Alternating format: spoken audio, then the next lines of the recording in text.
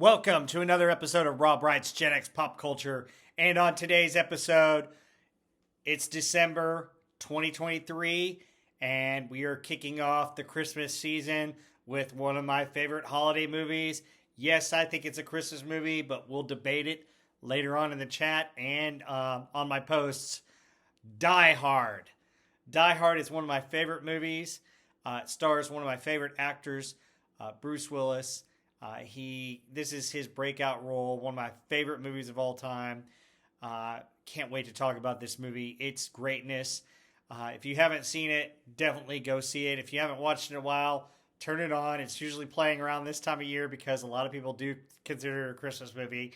But Die Hard is a lot of fun.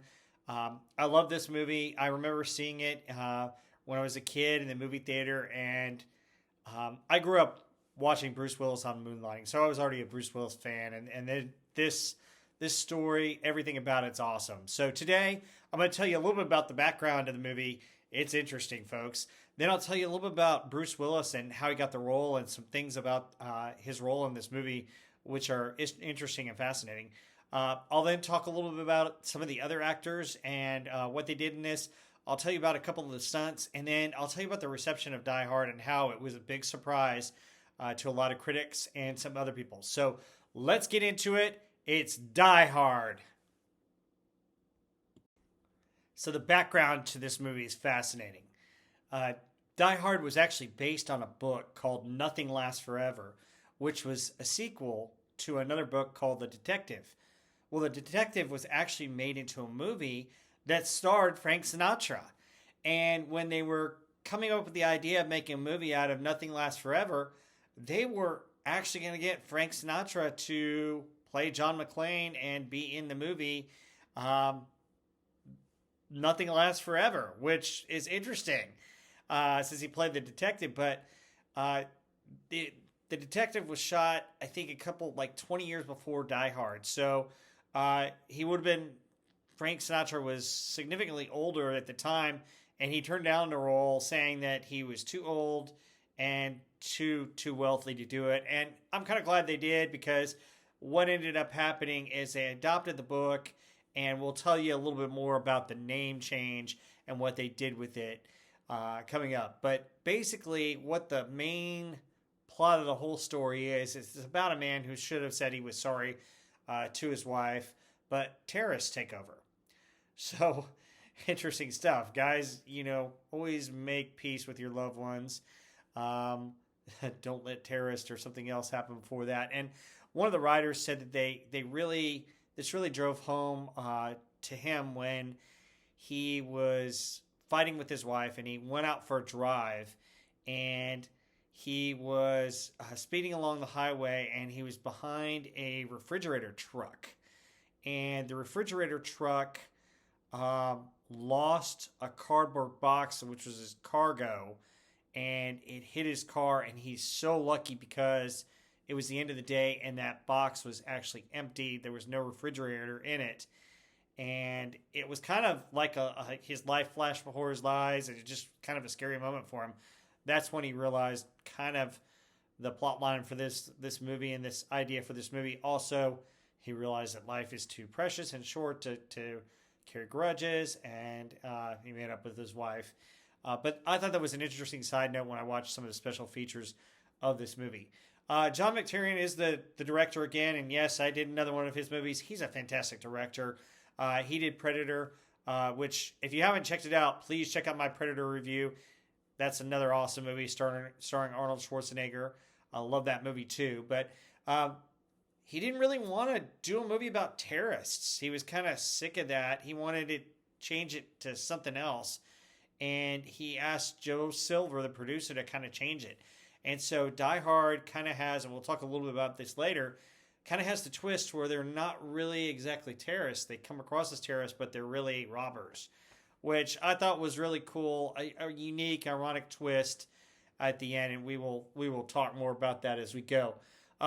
So they couldn't name it Nothing Lasts Forever because that just didn't sound like an interesting name for a movie, and it didn't really go with it. So what happened was Shane Black, who wrote The Last Boy Scout, They had a copy of his script for that movie, and the original title of the Last Boy Scout script was Die Hard.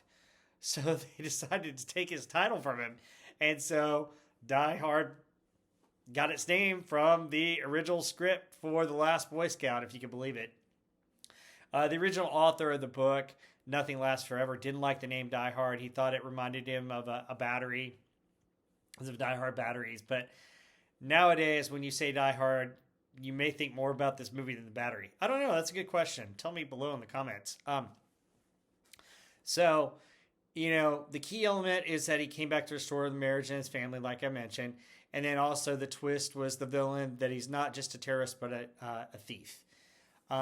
So this movie was shot between November 1987 and March 1988 on a $25 to $35 million budget, which is pretty big for back then in the 1980s, but nowadays this would be 4 or 5 times that amount. The script continued to undergo changes while they were shooting. During the filming, several subplots and traits for characters other than McClane were created during the first few weeks of filming, because Bruce Willis was still working on Moonlighting at the time. Just to give you kind of background, I'll go into this when we talk more about Bruce Willis and the specifics with him. So he was still working on Moonlighting during the day and then filming some of Die Hard at night. This was similar to Michael J. Fox with Back to the Future. Michael J. Fox had done Family Ties during the day and then did Back to the Future at night. Bruce Willis is doing the same thing, but Bruce Willis was fortunate in that Moonlighting had to stop filming at one point because Sybil Shepherd was pregnant with twins, and when her pregnancy got further along, they had to really cut off shooting until she had her twins. And so that gave Bruce Willis a little bit more time to be able to commit and film more of this, and he does a fantastic job in this movie. But like I was saying, he was working on Moonlighting. He would show up for 10 hours and then work on Die Hard at night. McTiernan gave Willis time off to rest, and he asked some of his other producers, writers, to add new scenes and new people. So that's where Holly's housekeeper got involved. Holly confronting Gruber kind of got involved following Takagi's death. And an interesting introductory scene for Richard Thornburg, and more moments between Powell and his fellow officers. All those were kind of shot to give Bruce Willis a rest because he was shooting both Moonlighting and Die Hard at the same time for those first couple months. McClane's character was also not fully realized until about halfway through production, which I thought was interesting. McTiernan and Willis had determined that McClane is someone who doesn't really like himself much, but he's doing the best he can with the bad situation. Like I'll mention, the Yippee-ki-yay, and I'm not going to cuss on YouTube, was inspired by cowboy lingo. Roy Rogers was an actor and a cowboy, somebody that Bruce Willis grew up watching on TV, and he always liked that. And so Roy Rogers had his own Yippee-ki-yay to emphasize his all-American character, and that's where they came up with the line, Yippee-ki-yay, blank, blank. And it was interesting that line has just been his trademark throughout most of these Die Hard movies. The film's ending also had not been finalized when filming began. In the finished film, what happens, and this is kind of spoiler alert, this is interesting, Theo retrieves an ambulance from the truck the terrorists arrive in to use as an escape vehicle. But as it was a late addition, the terrorists had been filmed in arriving was too small to hold an ambulance. Another scene showing the terrorists synchronizing their Tiger Heuer watches also showed the truck was empty. The scene had to be deleted, leading to other necessary changes. As scripted, McClane realizes that the American hostage he encounters is Gruber because of the distinctive Tiger Heuer watch observed on the terrorists. The watches were no longer an established plot point and necessitated the introduction of heroic scene for Argyle, who gets to stop Theo's escape. Devereaux actually punched Gilliard during the scene, which was added in only the last 10 days of filming. So basically what happened was the main bad guy, not Hans, but Theo, he was originally supposed to escape and be kind of another one that escapes, and he gets noticed by his Taker Watch later on down, and that was kind of the ending, kind of a secret ending. But they completely threw out the Taker Watch scenes, lines, and everything like that. So they killed that subplot. So the terrorists were supposed to synchronize everything to their watches, and they had to kill all of that subplot. And that's what changed the ending to where we got Argyle. He gets the van, pulls it out of the big truck, and Argyle has this moment where he rams into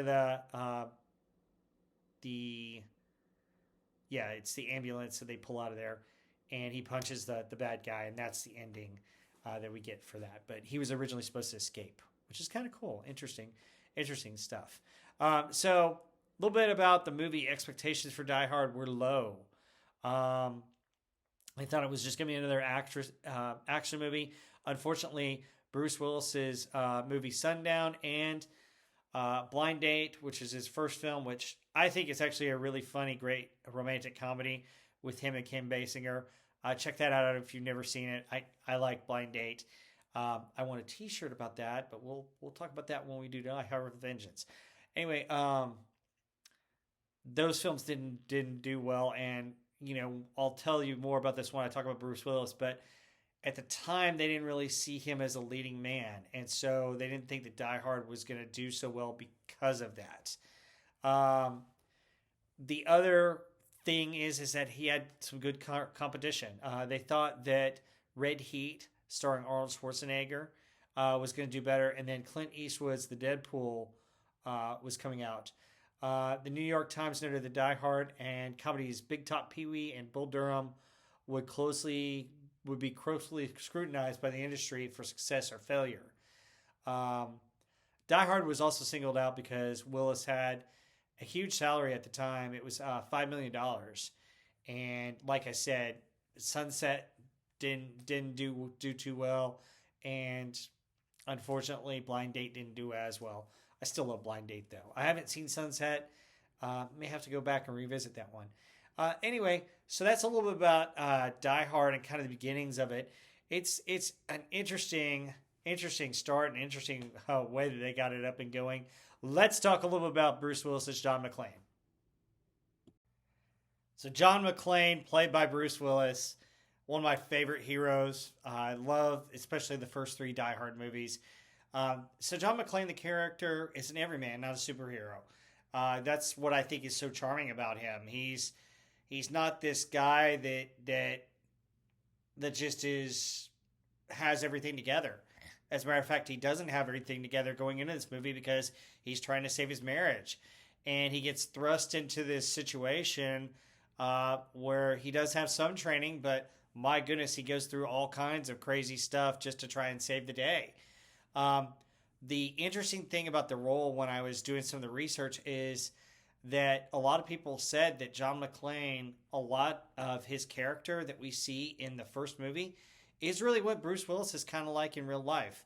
A little bit reserved, a little bit quiet, but also will bring it when he has to. Other actors that were considered for this role. Richard Gere. No idea that can you imagine Richard Gere in Die Hard? I mean, that's fascinating there.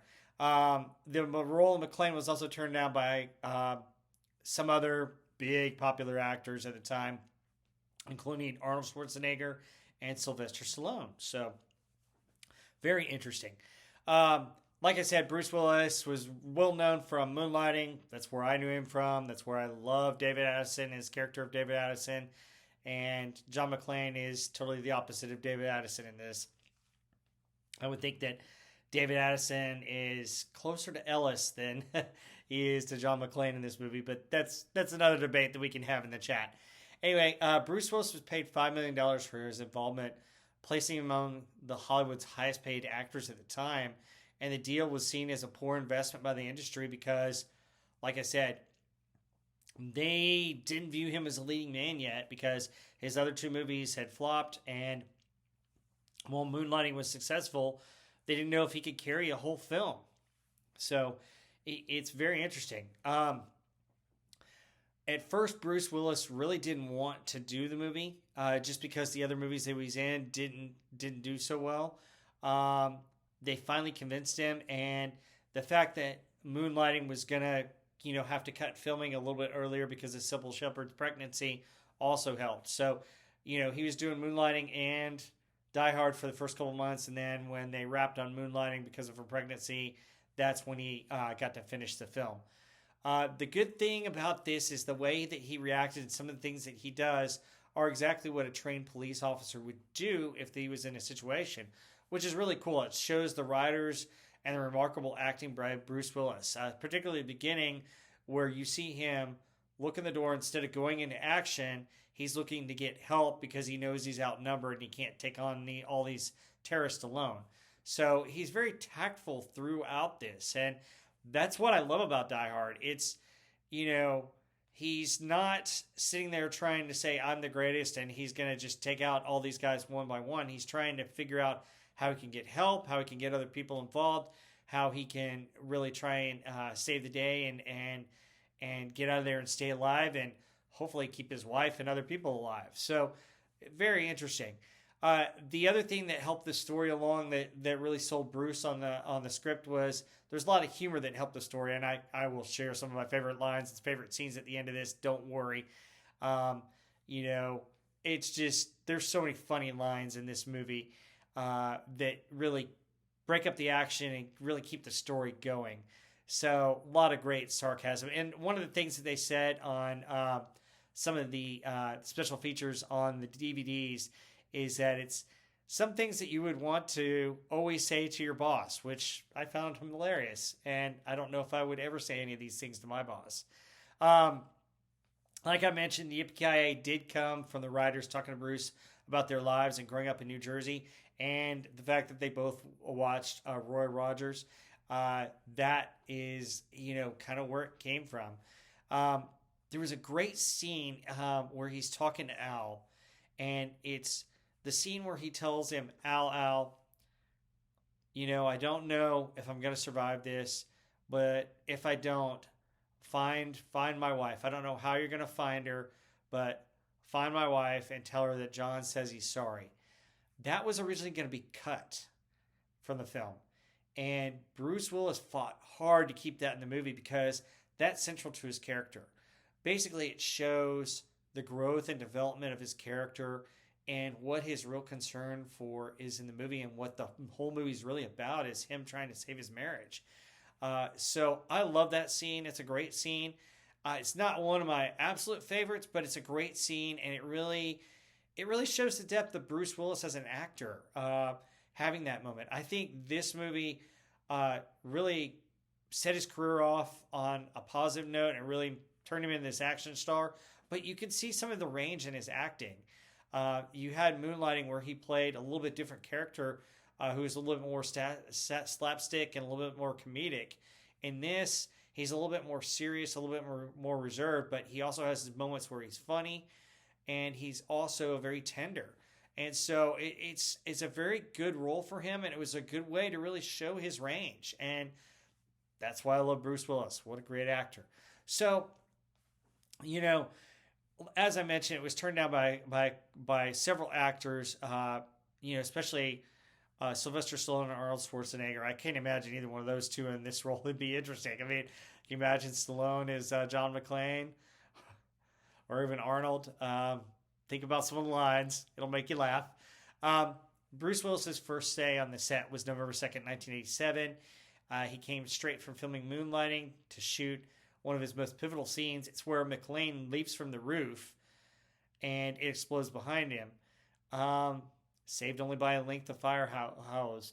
Willis found acting in Die Hard difficult because it differed from previous experiences in that he was often alone, not having any personal encounters with others. So except for some of the scenes with Hans and some of the scenes beginning and the end with Holly, he's by himself in this movie a whole lot. So that made it a little bit harder for him. And then also he performed several of his own stunts. Throughout his career, he did a lot of his stunts, and unfortunately, love and prayers for Bruce. We think that maybe some of the stunt work caused some of the condition that he has right now, and gosh, I can't feel enough for he and his family. Thoughts and prayers definitely go out to Bruce Willis and his family, and I hope that some miracle occurs to maybe heal him to where he can communicate better. But it's a really sad situation. Go look that up. I'm not going to talk anymore about it because it just makes me real sad, and I'm sure it does with you. The other interesting thing about it is that he didn't really spend a lot of time off camera with his fellow actors because he was glued to his fiancée at the time, Demi Moore. And actually, during the filming of this movie, they got married. They got married on November 21st, 1987. So another interesting situation where we have another star of a movie who, during the course of one of their biggest movies, their biggest action movies, they get married. We mentioned that with Arnold Schwarzenegger and Predator. So anyway, we're going to get into some of the actors and some of the stunts. Comment about Bruce Willis. Tell me what you thought about his role as John McClane in this movie. Is this your favorite Die Hard movie? Is this your favorite Bruce Willis role? And we'll get to the other actors. Okay, let's talk about some of the other actors and some of the other stars of this movie, starting with the immovable object. Yes, the building. Okay, so the building was being built by Fox Studios in Century City, and it was used primarily in the marketing of this movie because the whole thing takes place inside this Fox Century City building, which was brand new at the time. There was actually a law firm that had offices in the building, and they had to make sure the building wasn't damaged when they were filming this movie. The people working there didn't like that they were filming a movie in the same offices. It was kind of difficult, but the architecture and everything else worked for it, and it looked like a building that would house the Nakatomi Corporation because it had an architecture that was like Frank Lloyd Wright, who was inspired by Japanese gardens and Japanese falling water. So the sets were made to reflect that. So I thought that was very interesting.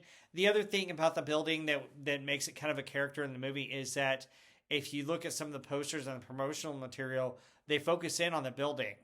And the idea of Die Hard, in addition to it being a guy trying to reconcile with his wife, is that he's confined in a special area, in this case, the building. And that's why the building was so important. So, very interesting. Let's get to our favorite villain, Hans Gruber, Alan Rickman himself. This is really cool. This is Alan Rickman's debut movie. It's his first one. They found him on stage in New York, and he only did at the time British TV and stage plays. So if you get a chance, look him up in Romeo and Juliet. He plays Tybalt.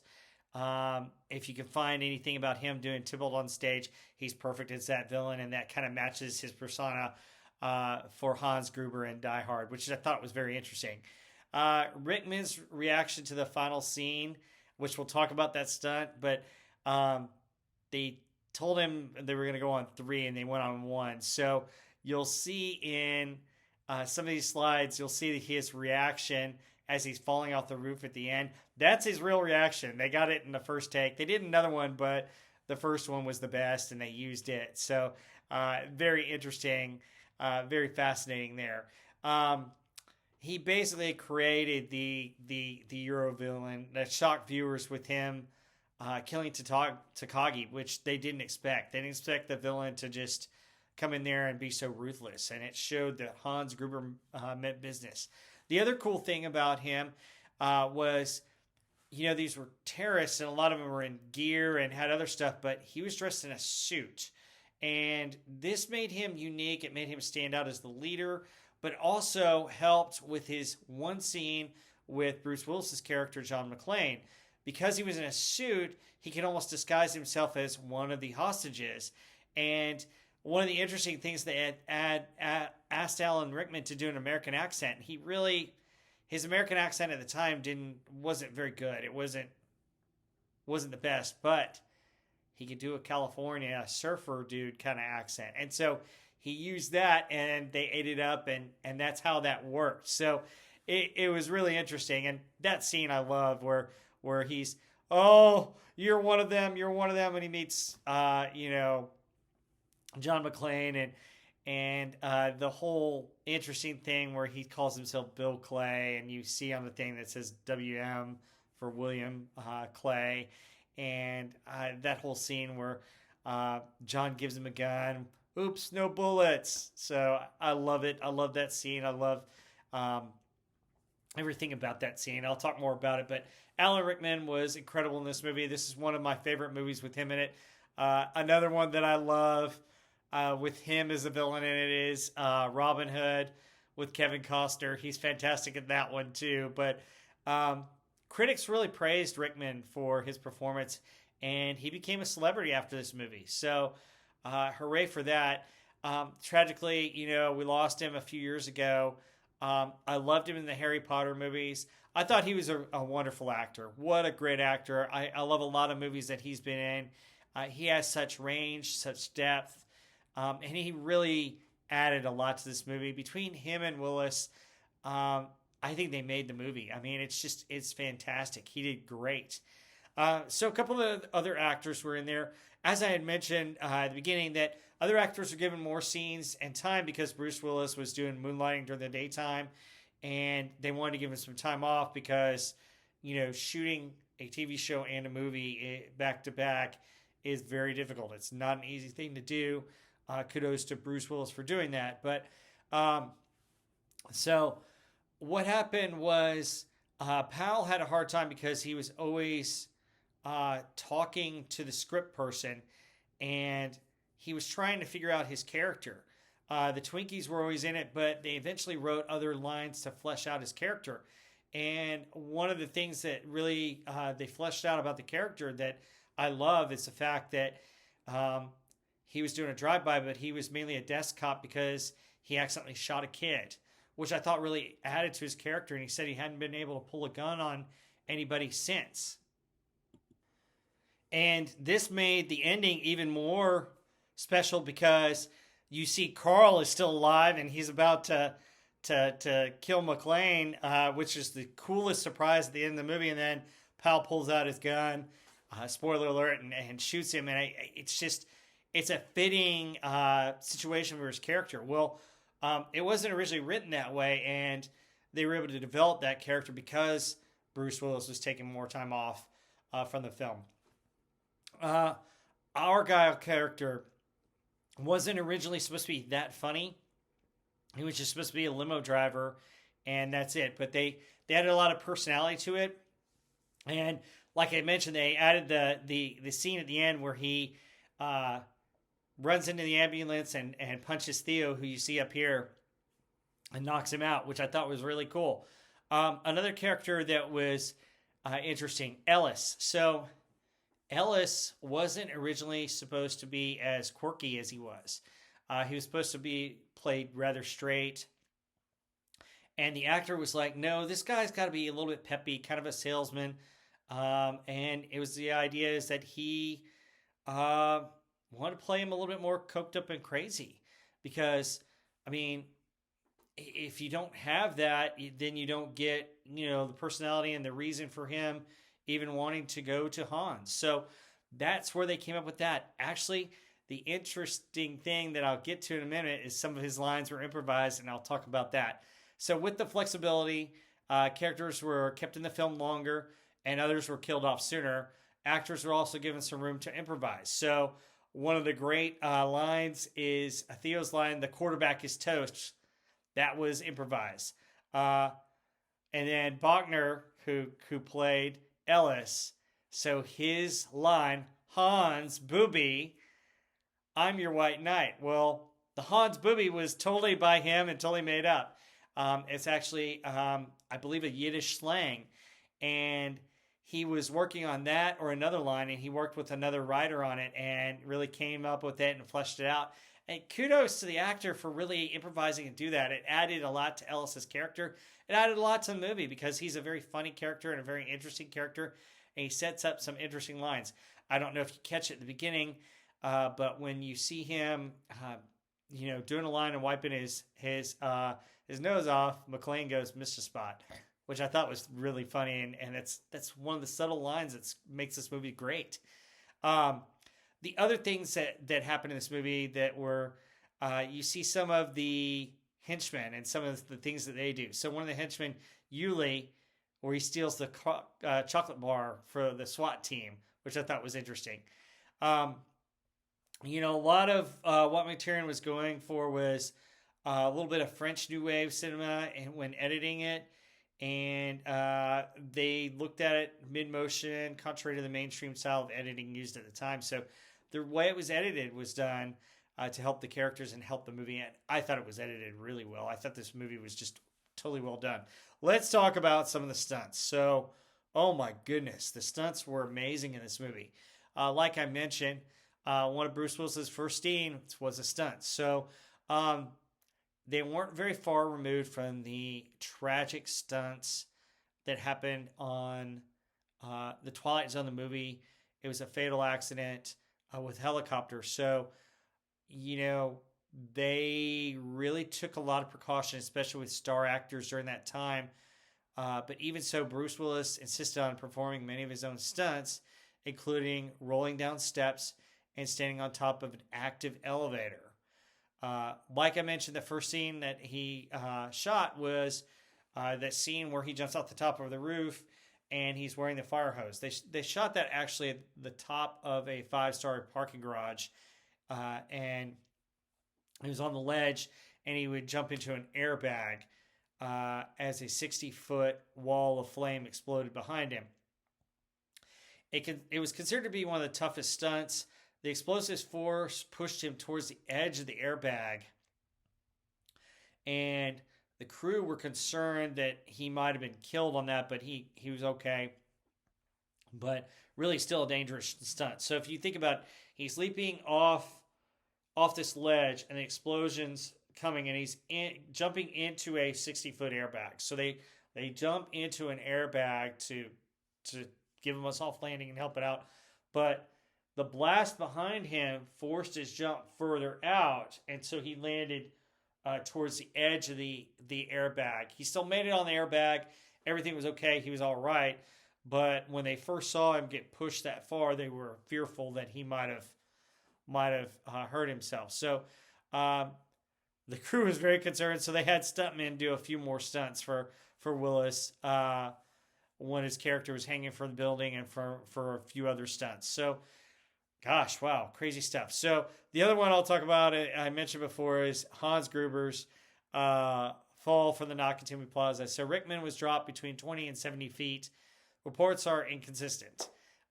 He was suspended on a raised platform and dropped onto a blue screen airbag, which is kind of cool.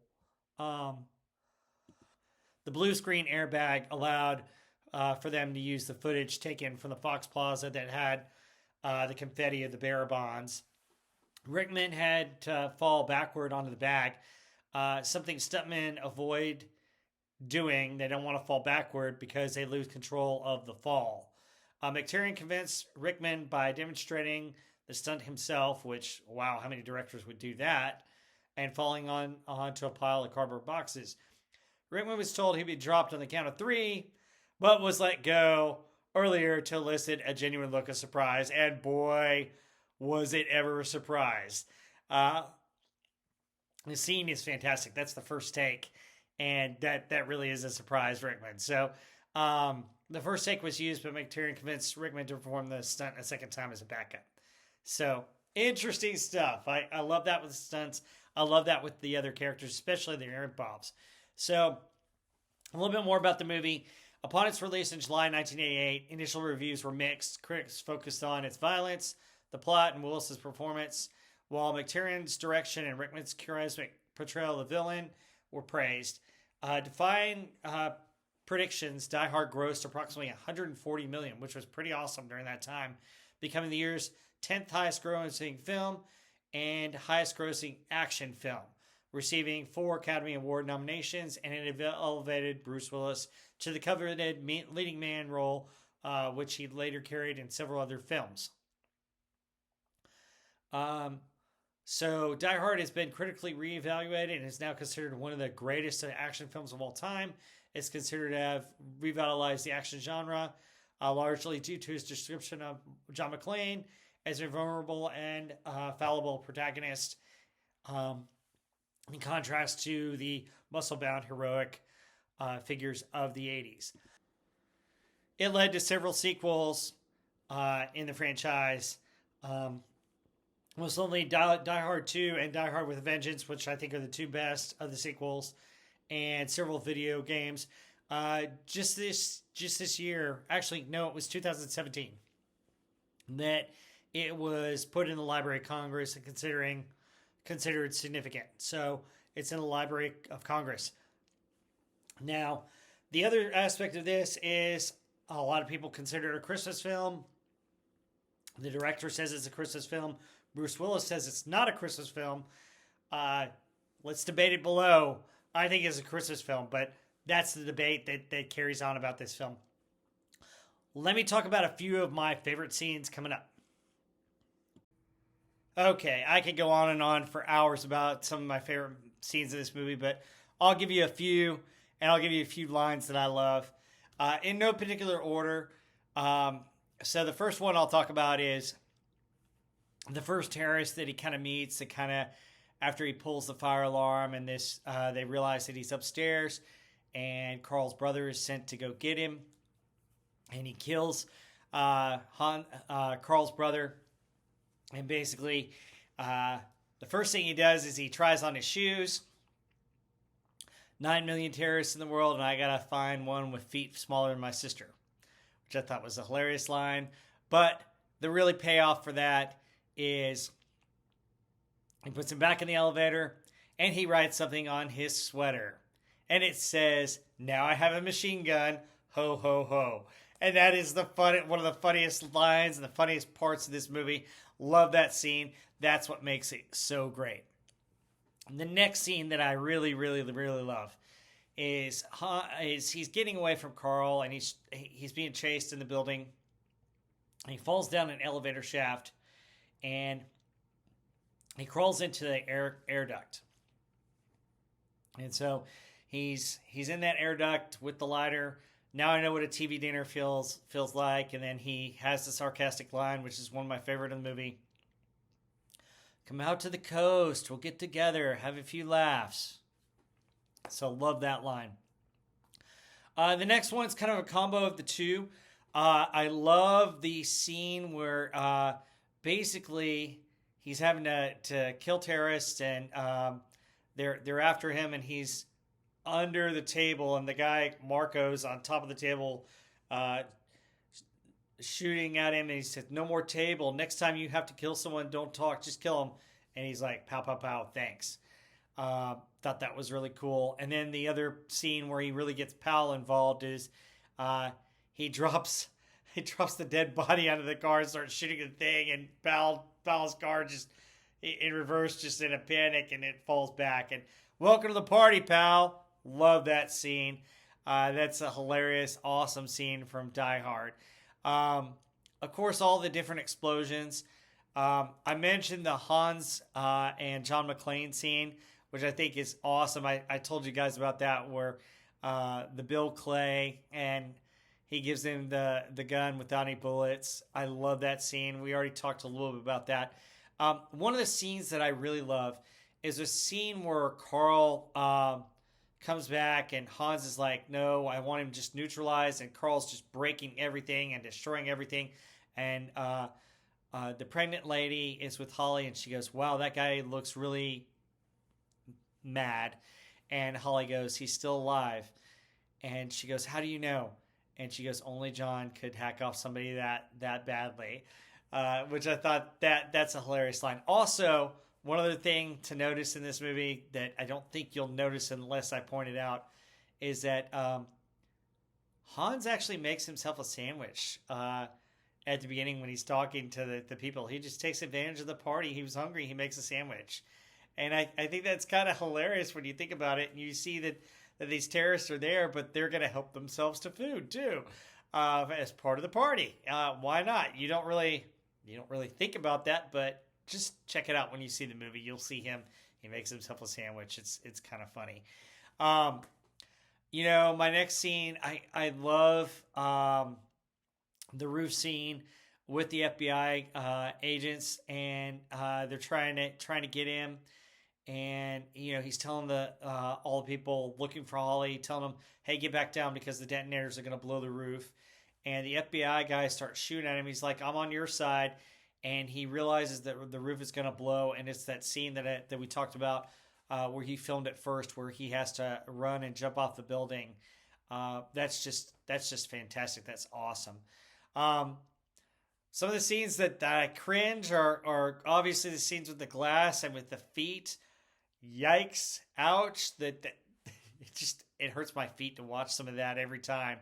I do like the tender scene that I mentioned before, where he's talking to Pal about finding Holly and telling him that he's sorry. I thought that's a great scene. I love the scene at the end where Pal shoots down Carl, but I would have to say my overall favorite scene of this movie is those last couple scenes where John's trying to find Holly, and you see Holly say to Hans, "All this, and you're just a common thief." And Hans goes, "No, I'm an exceptional thief. And as you can see, I'm moving up to kidnapping. I thought you would, treat it a little bit more politely," or what. I can't remember the exact line, but he's stepping it up to kidnapping and being a thief. And John's coming in for him, and he tapes the gun to his back. And they mentioned the line, and I do love the line, the Yippee-ki-yay. And they have a good laugh, and he kills the one guy, and then he shoots Hans, and Hans falls over, and Hans is still holding on to Holly's watch, and he lets go of the watch, and then Hans drops, like you see above right here, and I just think that's a great scene, with bearer bonds all floating out the window. It's really cool. Anyway, what are some of your favorite scenes of Die Hard? What are your memories of this movie? Do you consider this a Christmas movie? Like I mentioned, I think it's a Christmas movie. I even have the book. Yes, the Die Hard, 'Twas the Night Before Christmas. Great book. I wish I could read it for you on YouTube, but I don't want to get a copyright strike. But it's written by Dougie Horner. I found it at Barnes & Noble. I'm sure it's still at Barnes & Noble or wherever you get your books. I would say go buy it. It's worth it. It's a lot of fun. It's very funny. It follows Die Hard, but it has 'Twas the Night Before Christmas rhyme to it, which is fantastic. Go get that book. But tell me what you like about Die Hard. Is it a Christmas movie? What are your favorite scenes? Which one's your favorite Die Hard movie? And let's have a great discussion below. Don't forget to like and subscribe, and we'll see you on the next one.